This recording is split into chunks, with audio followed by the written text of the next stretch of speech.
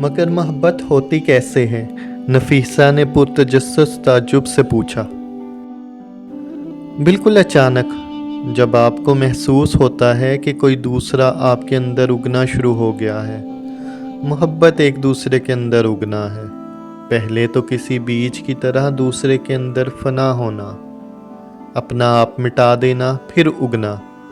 जूं जूं मोहब्बत बढ़ती है, एक दूसरे के अंदर जड़ें गहरी होती चली जाती हैं। इस पौधे को हर रोज़ ताज़ा महसूसात और जज्बों की खाद, आंसुओं का पानी, दूसरे के सांसों की हवा और मन की पुरहरारत धूप की ज़रूरत रहती है।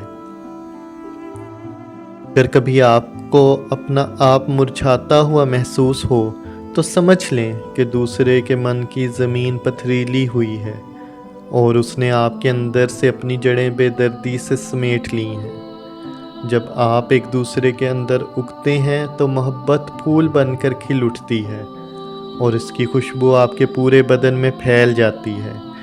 दूसरे का वजूद और आपका वजूद एक होकर हवा में तहलील हो जाता है।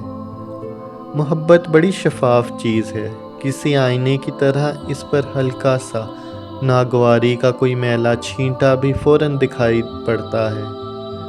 हर सच्ची और खालिस चीज़ के साथ यही मसला है, थोड़ा सा नाखालिस एहसास भी यकदम पूरी तरह महसूस होने लगता है।